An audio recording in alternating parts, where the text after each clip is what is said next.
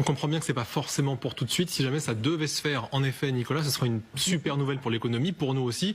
On verrait les effets quand les bonnes nouvelles, notamment à la pompe. Alors à la pompe, il y a déjà des bonnes nouvelles puisque le prix du pétrole a pas mal reculé et on est à peu près 30-35 centimes en dessous des plus hauts qu'on a connus. On est largement en dessous des 2 € le litre pour le samplon.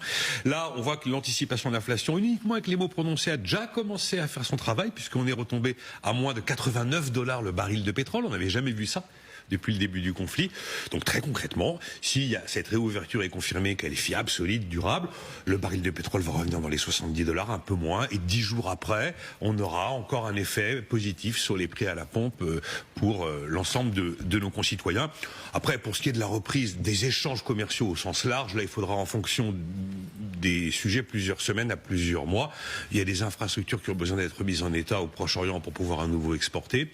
La reprise du trafic maritime en rythme de croisière, il faudra plusieurs semaines. Et puis la reconstitution des stocks de gaz et de pétrole, notamment dans des pays dépendants comme les nôtres, là aussi, il faudra compter plusieurs mois. Mais comptez 10-15 jours avec un vrai effet visible dans vos porte-monnaies si tout ça est bien solide et pas démenti une fois de plus.